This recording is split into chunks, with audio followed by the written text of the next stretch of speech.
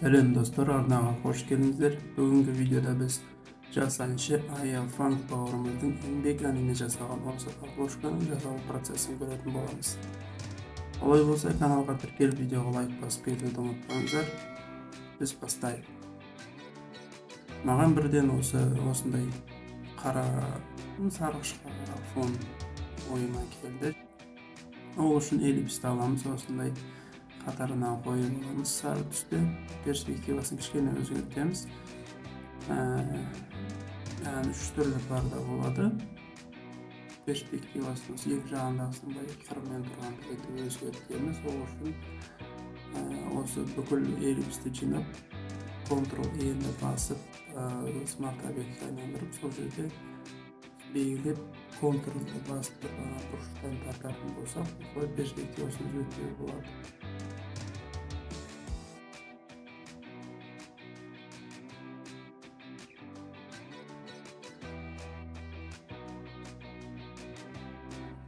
Көрсеткеннен кейін бұл артап тұрған зат болғасын, бұған размытие береміз. Размытие беру үшін фильтр, blur, Gaussian blur деген таңдаймыз.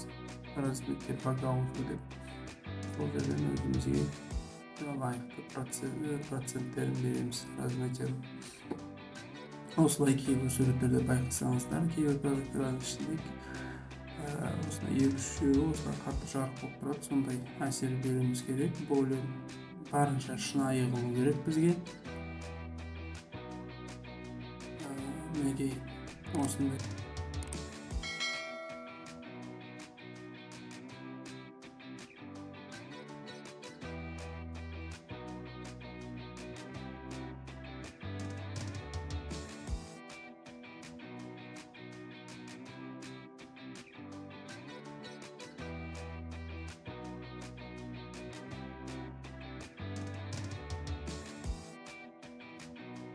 прожектор жасадым. Енді осы прожектордан шашырап тұрған бізге светтің әсерін, жарықтың әсерін беру керек. Ол үшін тағы бір слой қосамыз. Осындай сары таңдаймыз да. Осылайынан шашырап тұрған жарықтың әсерін беретін боламыз. Неге бердік? Бұл қазірге осылай. Жұмыс барысында тағы да жарық қосатын боламыз. Енді алдында видеода осындай күрделі шаштарды қалай кесу керек екенін көрсеткен видеодағы әдіс бойынша кесіп алдым алдын ала. Енді осы әдісті қойып, енді бұл жігітке осы арт жақтағы прожектордан түсіп тұрған жарықтың әсерлерін беру керек. Ол үшін қазір прожекторға реттеп қойып алдық. Тағы да кішкене размытие берейік. Енді кезекте бізге осы прожекторлардан түскен жарықты енді контурный свет арқылы осы әртістің де суретіне келтіру керек. Барынша шынайылыққа жақындату керек. Оны қалай істейміз? Біріншіден қазір әртістің суретінің жарығын кішкене азайтамын. Сосын екіншісін осындай сары түс беремін. Сары түс беремін де, оны қазір кестпен масканы өшіру арқылы мынандай жарық түспейді-ау деген жерлерін қайтадан қарайтып шығамыз. Дәл осылай қарайттық. Енді жарық түсіп тұрған жағын, жаңағы сары түсті белгіледік қой, сол арқылы үстік жұмсақ кест арқылы прозрачнысын азайтып, осындай контурный свечение береміз.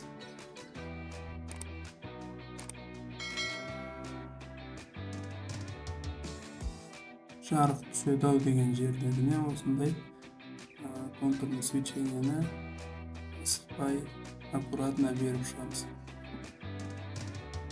Каждый деталіне мән беріңіздер. Ол барынша шынайылықты береді.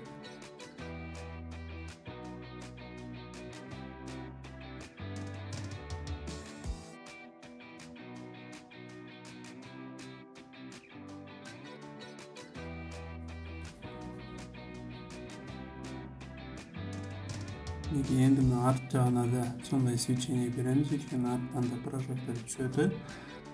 Қазір свечение беріп алғансын осы прожекторлардан түсіп тұрған жарықтың әсерін күшейтетін боламыз. Баға салайық. Енді прожектордан түскен жарықтың әсерін үлкейтеміз. Бізде адамға түсіп тұрғанда әсері болыпты. Осы арт жақтарынан тағы да жарықтың әсерін көбейтіп, және сол жарықтан түскен свеченияның да әсерін көбейтеміз. Мінекей осылай.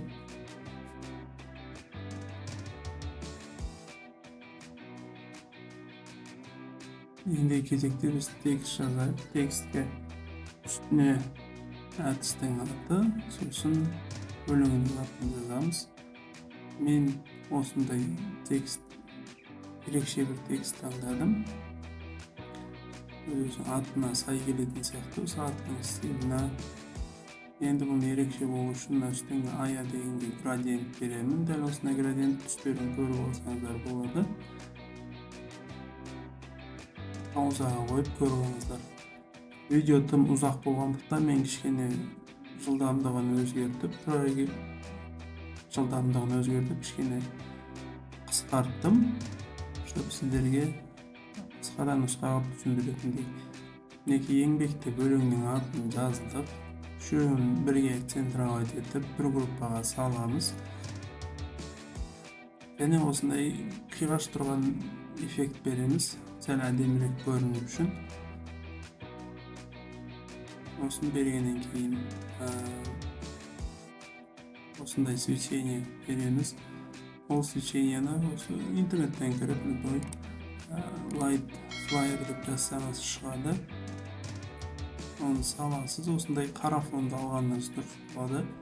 Қара фонды алып, наложениясын экранға, яғни скринға өзгертсеңіз, осындай әдемі эффекттер беруге болады.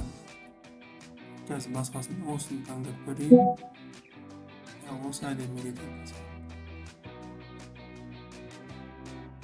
Осылай наложениясын өзгерту арқылы біз қосымша эффекттер береміз. Ama артынан шығып тұрған жерлерде Ctrl-E-ні басып, өшіргішпен жай ғана ақырындап өшіре саламыз. Мінекей біздің текстіміз дайын. Енді астыңғы бос тұрған жақтарға да тексттер жазып, баннердің иерархиясын сақтау үшін сол жерге де әдемілеп тексттер жазамыз. Біздің баннеріміз пустой болып көрінбес үшін және скучный болмас үшін мына жерге тректің шығатын датасын жаздым. Және астына қайтадан сол ая функты дұрыстап оқылатындай қылып бір жазып қоямын. Әншінің аты жөн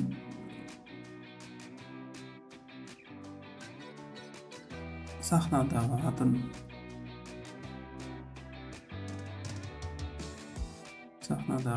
жазамын. Өстіп жазып қоямын. Shift пока осылай тұра тұрсын размері. Әлі нақты шешім емес, может кішірейтеміз, может өз күйінде қала береді. Қазір көрерсіздерміз. Алыстан қарап көзге қалай көрінеді. Кішірейтіп көрейік қазір. Осылай қала берсін. Және осының астына текст жалғастырмас үшін астына бір фразалар жазамыз. Тексттің фразасы ма жоқ, өзімізден бір фраза жазамыз ба. Әзірге осылай ғана бір фраза жаза салайық. Бұл нақты қалатын фраза емес. Және мына жерге осындай сызық қалдырып, бұл әртістің Instagram тағыны белгілеп кетеміз. Бұның бәрі қосымша элементтер екенін түсінсеңіздер болды. Бұның бәрі баннерге қосымша әсер беретін элементтер. Андайға түлкен маңызы болмаса, маңызды орташа маңыздылығы жағынан. Қосымша элементтер болмаса, баннеріміз тағы пустой болып қалады. Қосымша элементтер сол үшін салу керек, бірақ салғанда да андай эрежесин сактап салуу керек да. Бет албатты жыпырлатып сала берүүгө так болмойду. Эреже менен адеми кылып бири-бирине келишимде кылып жасоо керек. Ошол жерге Instagram'da тилкет деген сыяктуу бир силтеме калтырамыз жана мына жерге DJ'дин атын ба бирдеңени тағы да текст жазуу керек. Оң жак бурушуна багытталган. Bunun bärini sentralga etip kurpağa salıp koyayım. Sosun buruş boş tuttur hazır. Salmaktın bäri sol jaka düşüp ketdi. Sol üçün salmaktı bannerдің içinde salmaktı tengiştirip üç yerге bir tekst жазамыз. Hazır osunda bir DJ tipinde yazayım. Ana dep eң бул да өзгереді. Мінекей баннерimiz почти дайын. Endi кезекте biz астыңғы жақтарын сәл затемнить ете салайық. Астыңғы осы бұрыш жақтарын затемнение береміз. Одан кейін кішкене цветокоррекция жасап жіберу керек. Мына жақтарын затемнить етіп алдым. Ендігі кезекте цветокоррекция беру үшін осы слойларды таңдайсыздар да, Ctrl-Shift-E-ни бассаңыздар, сізге общий bir слой қылып шығарып береді. Сол слойды алып, камера raw filter арқылы цветокоррекциясын жасаймыз. Цветокоррекциясын жасап болғаннан кейін біздің баннер дайын.